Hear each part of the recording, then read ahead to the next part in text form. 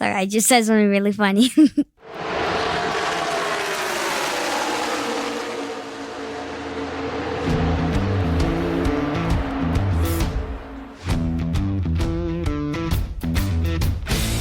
Welcome to the Let's Go Racing Family podcast, sharing our love for NASCAR, running, and just racing through life. Hosted by Sebastian, Giovanni, Karen, Tony, and me, Johan. Each week, we'll talk about our view of the world through the lens of racing.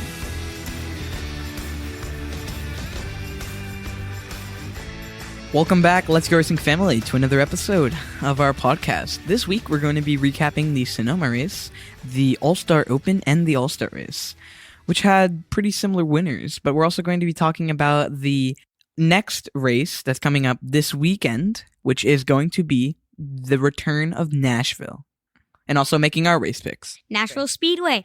So, the track closed down in 2011.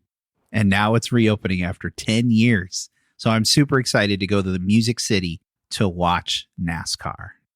So let's start off with Sonoma, which, let's just rip the Band-Aid off. This was a Kyle Larson race. Like, seriously. Kyle Larson won stage 1, Kyle Larson won stage 2, Kyle Larson won the race. And the thing And it was on my birthday, and I wanted Chase to win. Actually, it's sad because Chase was like right there, second place with them almost the entire race and near the end. And I was actually pulling for Chase to win. I wanted Chase Elliott to win the race. And, you know, I was pretty sad that he didn't. And I was heard like, it, come folks. on, man. Giovanni was actually rooting. I was literally Chase pulling Elliott for him. to Why, win. why though? Why? These are confusing times. Because I just wanted Chase to win. It had nothing to do with your brother's birthday? Oh, yeah, that too. Oh, yeah, that too. You didn't want his favorite driver to win? Well, I wanted my favorite driver to win on my birthday. That has been something on my bucket list. Did Jimmy Johnson ever do that? I don't think so. So that's something I want to do with my new favorite driver. That's one of the things that I hope will be promising. Okay, you hear that, Chase Elliott? No pressure, but you need to win on Johan's birthday. And we got to have Or a I'm race. gonna be It's super going to be a mad few at years you. before there's a race on that Sunday.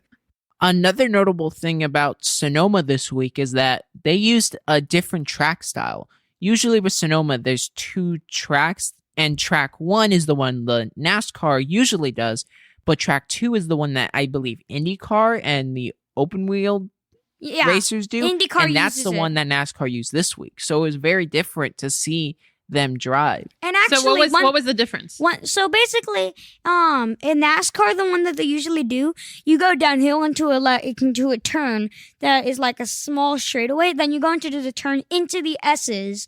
But in this, you go when you go downhill, coming into that you make short a straightaway, really sharp turn. You make a turn, and then you get out of like that part of the infield, and then go to the S's, and then you're in the normal part of the track. So it's like, is that like what they call the hairpin, where you have that like sharp turn? Yeah, it's kind of like instead of going all the way out for this one, the course that they ran went inward and then came back out. Yeah, they basically cut through the track, you could say. It was super cool. That's actually the one you can race in NASCAR Heat 4 and NASCAR Heat 5. Okay. Now, can I just ask, do you guys know, was the track length any different because of the change? Like, was it a longer race? It Or was a it shorter race because the Okay. usual race Yeah, I it was think shorter. is 110 laps, but because of this, they shorted it down 20 laps to 90. But the track that they drove, The was it distance, you the mean. distance on Was the the track, distance the was same? that longer or shorter? I would think it would be longer if they cut the race down in laps. I think it's longer because they cut Yeah, it is longer because they like it adds more length to it. Okay, yeah, that's what I was getting to. Okay, interesting. Well, yeah, it was a Kyle Larson show. And you're right. I mean, Chase was the only one that really had anything at any point in the race for him. He actually led only one time, but he was the second most laps led. Chase Elliott led 13 laps. But again, it was 13 laps and he was the second. and he was the second most. How many did Kyle Larson lead? 57 out of, what did you say? 92. He led. 90. And that is a lot at a road course. Another dominating weekend The Coke for 600 Hendrick Swept the Motorsports. stages. He just swept the stages in the Coke 600. And he swept them in this one. Let's touch on our race picks. And Tony, I want you to go last because your race pick there was a bit of controversy Yes. with that. So let's begin. So Yeah. I'll start with myself. I picked Martin Truex Jr. I mean, he finished third, which is great because I got points. But, I figured he would do well. So despite the fact that I let you pick first, Sebastian, I still got a good third place finish with Martin Truex Jr. I do want to note one thing about this race because this was Sonoma is a road course. The last road course was Coda, which was pretty much in the rain, and I had picked Kurt Busch for that race, and you guys were questioning me as to why I picked him, and I said, well, because he is a road course racer. He's one of the best ones, and he actually finished 7th here in Sonoma. So I just wanted to put that out there that's the reason why I chose him. You picked and in I the think, long Greek. and I think that had there not been any rain at Coda, I think I would have gotten points because I think that he would have done good or done well. Excuse me. Okay, so let's go on with Johan. Who did you pick, and where did he finish? I picked Christopher Bell. At first, I was like, "Oh, I'm definitely not getting points," because he went into pits to get something because he had something wrong with his car, and then he leaves, and then he's back up there, and then he's running 10th. I'm like, "Oh yes, I'm actually gonna do it. I'm finally gonna get points." Because back what happened is that I picked him at Coda, and it didn't end so well. But I'm like, finally, I'm gonna get points with this kid. He's gonna have a long potential, and then a caution wave happened. Caution after cautions, and one of the cautions, he got wrecked, and I got no points, and I was so sad. All right, Gio, who was your pick? I picked Joey Logano to actually get me some points, and what do you know? He did. He actually did pretty good. He was up there, and he actually got me a 4th place. Now, the thing I find weird about this is, recently, for the past few weeks, Johan and I have been trading 3rd and 4th place because I'll get 2 and he gets 0. The next week he'll get 2 and I get 0. So it's just been this weird thing, this weird pattern I've noticed that's been going on between us. It's kind of funny, but yeah, I got a 4th place and got 2 points with Joey. And Sebastian, I gave you my 1st place last week. Did it help? Oh, yes, it did. I picked Chase Elliott, and he got me 2nd. I got points. Finally. You know what that means, right? You're back in the game. Yeah, I'm back in the game, and there's no force trying to stop me. You're not the jinx that we thought you were. I got a 2nd chance. And I'm coming for all of you now. I was getting a little nervous. Anytime Chase would get around any kind of trouble or go around those turns, I'm like, if that boy spins out, never again, Sebastian. All right. And Tony, who was your pick? So I actually picked Danny Suarez, and I was feeling really good throughout that race. He was running top 10, and late in the race, I felt like he might even break into the top 5. But as they say, you got to finish the race, and it doesn't matter what you're running throughout the race. It's what you're running on that last lap. And as we're watching, the laps winding down, well, as we're watching it, I'm watching the drivers in the standings, and all of a sudden, Danny Suarez drops like a rock. I'm like, oh my goodness, he must have gotten caught up in someone's mess. And on the last lap, that's horrible because there's no recovering on a track like that. It's like a freight train. They're going to pass you. Honestly, the only way recovering on a track, if that happens to you, Daytona or Talladega. Yeah, well, but even on the last lap, I mean, if that happens, you're done. So we're watching it, and then they show, I don't know if it was during the last part of the race or after it was over, they showed that Danny Suarez had bumped Michael McDowell in the 34 car on that last hairpin turn right before the start-finish line. And I thought, that's kind of unusual. For that to have happened. And then I started thinking, wait a second. McDowell was behind Suarez at the beginning of the restarts, the last 2 restarts. And then we just see on the very last turn or near the last turn, Suarez is bumping McDowell. Something was up. And I knew something was up. And it's funny because there were on Twitter, there wasn't a lot of chatter, but there were a few people that had chimed up.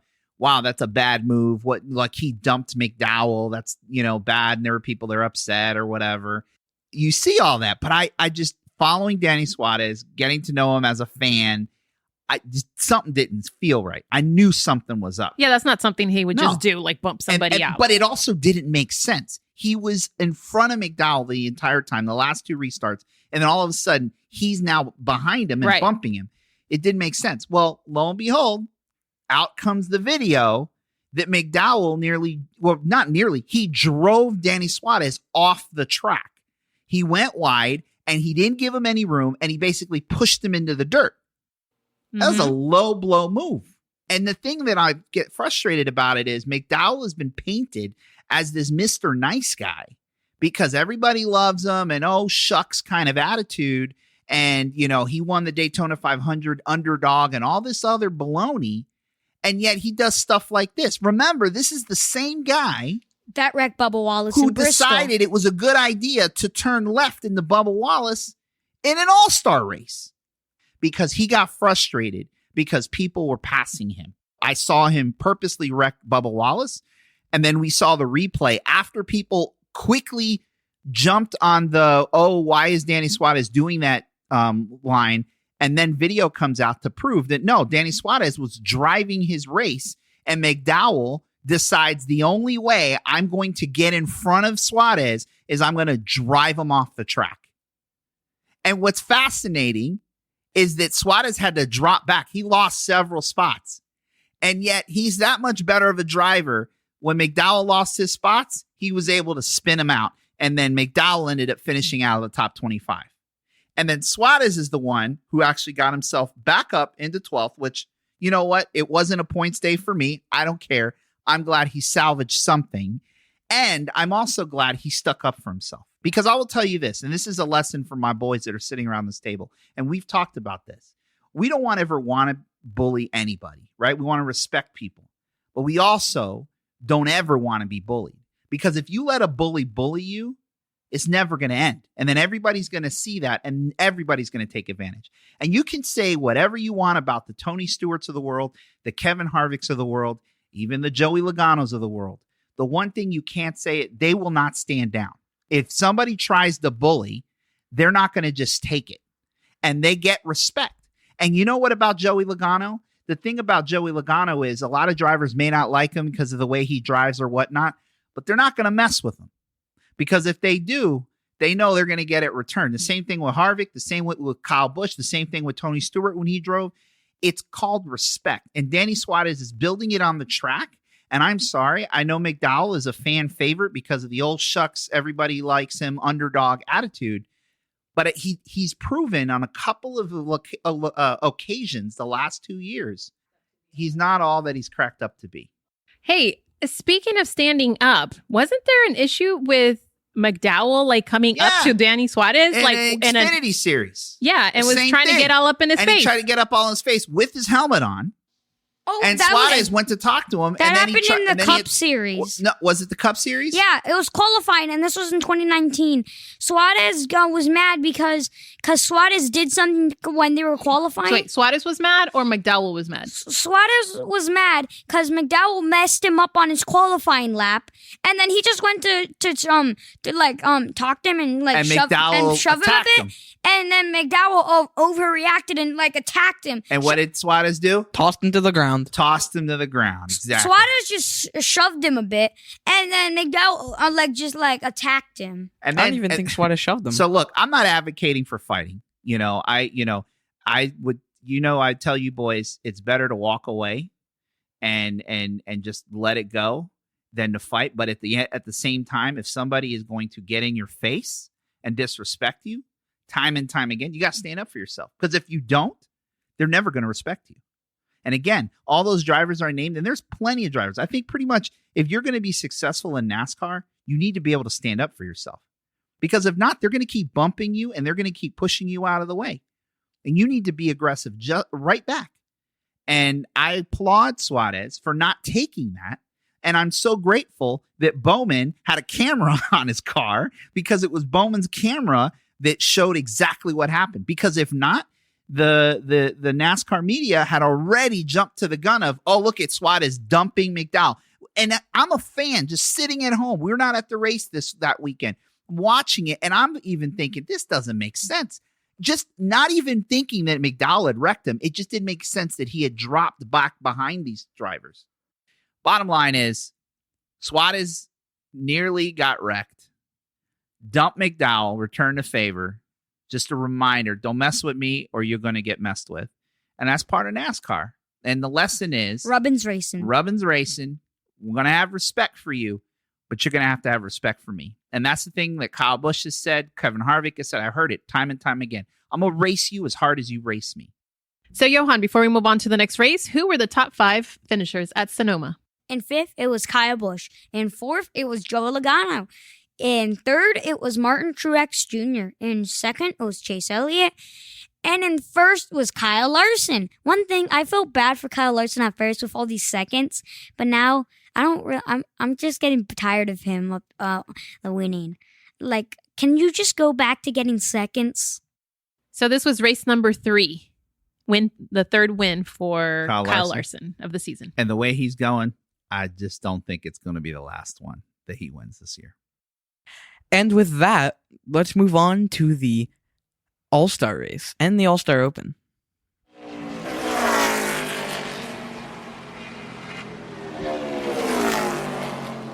Quickly to talk about the All-Star Open, it was basically 3 segments that determined the 4 drivers who would go into the All-Star race. Ross Chastain, Tyler Reddick, and Eric Almirola raced their way in, and Matt DiBenedetto was the fan vote, and he got in. And unfortunately, there was something with Danny Suarez. He was racing, and then Jones spun. He got involved. So I don't blame Jones, but I blame him a bit. I also blame Briscoe because they were racing aggressive. But keep your aggressiveness to the All-Star race if you get in. Yeah, but at the end of the day, didn't they say that? I mean, first of all, it's Texas. It was super hot. And what did that happen? What was going on with the track? Yeah, they kept saying that it was slippery. Yeah, it was slick, and think about it, super slick because it was so their hot. Tires weren't sticking. The traction wasn't there. Yeah, that was part of it. One thing. So why did Suarez get involved? Is it a spotter? Because his spotter tells him where to go. So someone may not to go to Nashville this weekend. No, I can't blame the spotter. Look, at the end of the day, when cars are spinning and you're going hundreds of miles an hour, and sometimes you if you go up the racetrack, you think that's the smart thing, and the car may turn back up. You go down, and he just didn't actually go down. He just went straight into like it. Fast enough. He was probably hoping that the car was going to clear out of his way, and it just didn't happen. And it sucks because I was hoping for him to do well. He was near the front, and it just worked out that way. And then the All-Star race had And one other thing I will say about Danny Suarez, part of the reason why he was where he was they missed the setup, and they even talked about it. Like, I was on Twitter, and they said it was just far too loose, and that's why he started, I think, like 8th. Yeah, he was towards the front and fell back. Mm-hmm. Had they gotten the car tightened up and they were looking to do that, it might have been a different outcome. But clearly, he was just in the wrong place at the wrong time. And of course, he was our family fan favorite, right? Voted for him. We did vote for him. So now for the All-Star race. Johan, why don't you tell them about the All-Star race? So the first thing, it was super cool. They were playing like a song, and then immediately as the song finished, they dropped the green flag. And it was super cool because, like, I've never seen that happen. And it was just really cool. And then I saw a lot of, like, drifting. Like, Christopher Bell, spun but then saved it. That happened a bit in the All-Star Open. Yeah, there was a lot of cool stuff for the beginning of the All-Star race.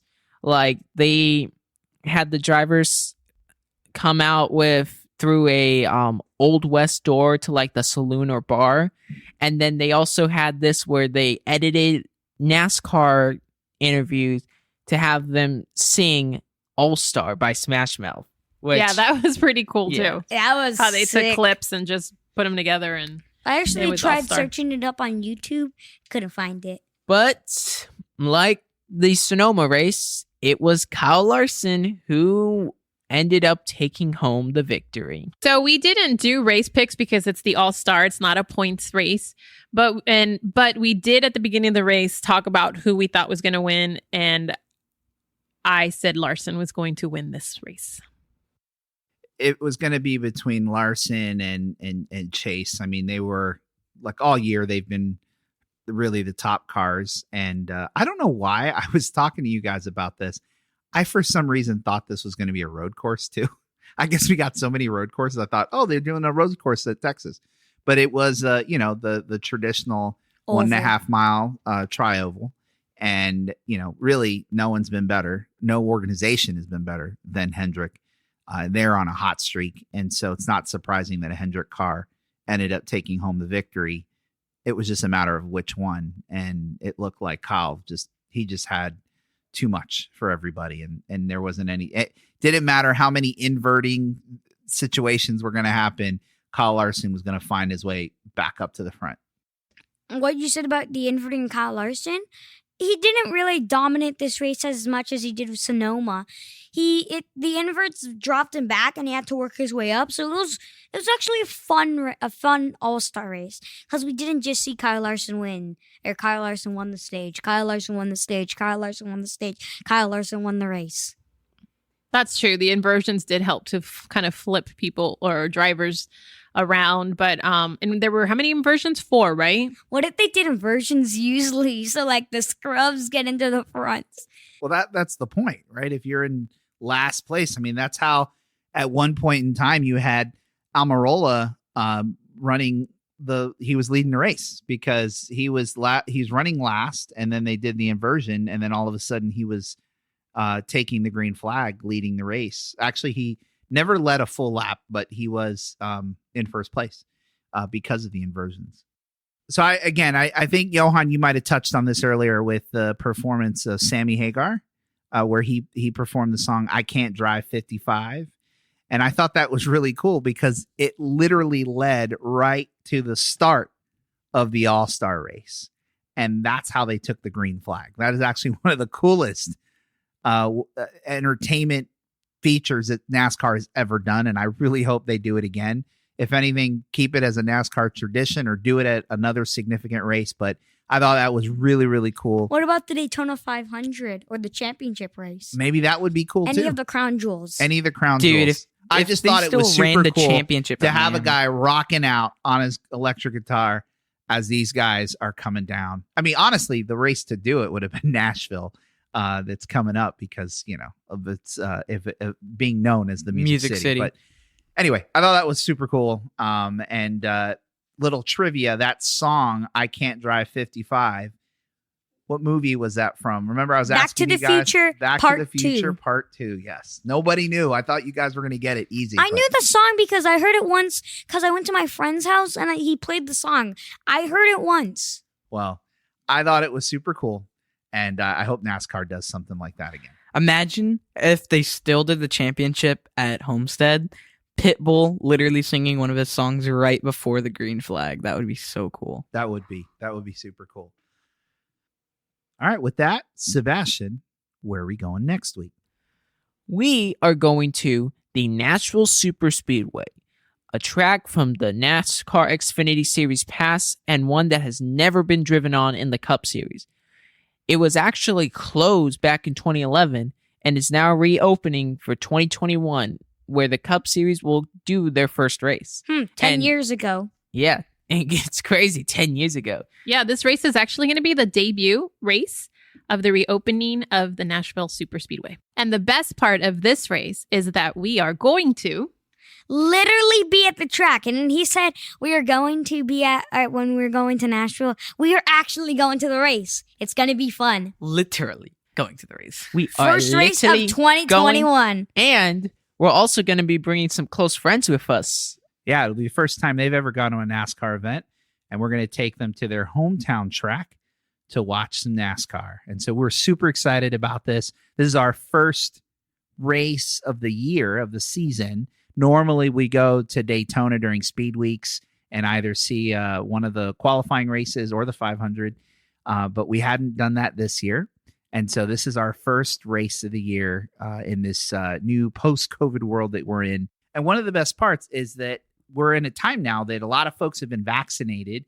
And because of that, a lot of the physical distancing, the mask wearing, all of those protocols are going to be a little bit more relaxed. And it's going to feel like going to a race pre-COVID. And I'm super excited to be there and not have to worry about wearing a mask and just enjoying the race because of science. I could not be more excited to start our at-track season for our family at Nashville this coming weekend. It's gonna be fun. And rock and roll. That's actually one of my favorite things about this track is the trophy. So aside from Miles the Monster at Dover, this would be another one that if I was a NASCAR driver, I would so want to win. Don't worry, because Mom. it is a guitar because of the Music City. Don't worry, Mom. Once I won my second race there, I'll give you the trophy. But once I win my first race, I'm going to do what Kyle Busch No, did. that is so horrible. Smash Please you do. with That the was trophy. smash. That your was guitar. I really hope- oh my word. That You was know actually what? kind of funny but sad at the Maybe same I time. should save this for my picks, but if Kyle Busch, I hope he shows maturity if he wins and he doesn't do what he did years ago when he took a guitar and it was a custom-made guitar I want him to statue, smash it. and he smashed it to bits. It That was was funny. horrible. That was not funny. How was is it horrible? It was because so somebody sad. had spent hours and hours to create this beautiful piece of art out of a beautiful musical instrument. And the first thing that Kyle Busch thought was a good idea was to smash it to bits. Oh. This was a one-of-a-kind trophy, and he broke it. Imagine, and your mom might do this because she thinks it's an ugly trophy, but, God forbid, that clock. If somebody grandfather would take an clock? axe to that clock, How dare NASCAR you? would freak out. I love that And clock. you take a beautiful guitar and smash it? Like, come on, Kyle. I'm sure he's going to be, obviously he wants to win every week, but I'm sure he has matured. He will not do that again. I'm Honestly, almost willing to guarantee if Kyle Busch is in victory lane, he does not smash that guitar. one thing, by the way, I'm just going to say, if I win multiple times at Martinsville, I'm giving you all grandfather clocks because that is like one of my favorite trophies of all time. All right. With that, let's make our race picks for the Music City. And actually, what is the sponsor? I think it's Ally, right? The This is Ally 400. 400. The Ally 400 at the Music City Speedway or Nashville Superspeedway. Is it Superspeedway? Yes, Super Yeah. Speedway. Nashville Superspeedway. And actually, what's an interesting fact about it? Did you guys talk about this? It's the longest concrete track. And it's also owned by the company that owns Dover. Yeah, it's Which owned is by Dover. also interesting because we were trying to figure out there isn't another. They already raced in Dover. There's not a second Dover race this year. We're like, we didn't understand why. That's how Nashville got its date. Yes. The Dover, The Nashville race company is that owns Dover said no. Is replacing the second. The second Dover date Dover with race. this one, which is a little disappointment because we were wanting to go to the second Dover race because it's up near Philly. But paraphrasing Thanos here, it's a small price to pay for Nashville. It's the Let's Go Racing Family Picks of the Week. We're gonna make our race picks for Nashville. Karen, I guess you go first. You're leading. That's right. I do go first because I am in the lead. So this track at Nashville, it's the first time that the Cup Series is going there. It's a 1.3 mile, so 1 1/3 mile concrete. And I am going to go with a Hendrick's car. I was thinking of picking a recent winner of Hendrick's, but I think I'm going to go with the runner-up of last week's race or the week before. I'm going to go with the number 9 of Chase Elliott. Chase Elliott. Well, can't go wrong with Chase. Defending champion from last year. All right. I guess I'm going next. You know what? I'm just going to do it. I'm picking Kyle Busch because I want to see what he does this year if he were to win that guitar trophy. I want to see that he matured and not smash it to bits. Giovanni, who are you picking to win this week at Nashville? I'm going to put this plain and simple. I can't pick Joey. I'm going to pick him next week probably. Maybe. I don't know. But this week, I'm going to pick up Martin Truex Jr. Martin Truex Jr. That is an excellent pick. He was actually one guy I was thinking about going with. I knew it. Okay, so I knew that was Johan's backup of Kyle Busch, and that was my third backup if Kyle Busch and Chase Elliott got taken. All right, Johan. Johan seems to be very excited. He is super excited. I think he's got who he wants. Who are you picking to win this week at Nashville? If you count the All-Star race, he's gonna win 4 in a row. redneck Kyle Larson. All right, Kyle Larson. I can't believe he fell to fourth in a picking order this week. But wow, Johan, it might have fallen right in your lap. All right, Sebastian, bring us home. Who do you have winning this weekend at Nashville? I'm going to go with the number 4 car of Kevin Harvick. I know Stuart Haas hasn't been doing well, but if you take a look at the past races in the Xfinity Series driven by NASCAR, Kevin Harvick has won twice there. So he knows how to drive here, and I think he's going to bring home victory. All right, there you go. Those are our race picks for this weekend at Nashville Superspeedway.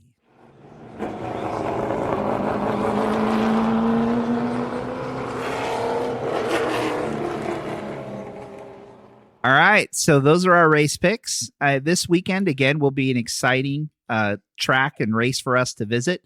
First time we've ever been to the Nashville Superspeedway. It's actually a smaller track. I was looking at it, and typically for NASCAR races, fans can fill the stands up to 80 to 100,000 fans. The capacity is actually, I think the max, and I don't even think they'll be close to that, is 38,000 if they add seats. The regular, like, permanent seating capacity is only 25,000 seats. To put that in perspective, a basketball stadium is about 20,000, 18 to 20,000 seats. A football stadium is anywhere from 70 to 100,000 seats.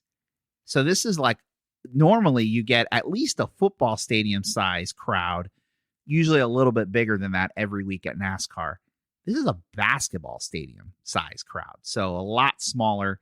I think part of it, too, when they started selling the tickets, we didn't know what was going to happen in Nashville because of COVID and physical distancing and all of that. So obviously things have changed for the better, and we're super excited about that. Hopefully it'll be a packed stadium or a packed track with a lot of excited fans looking forward to the return of Cup Series racing to Nashville. With that, Giovanni, why don't you take us out?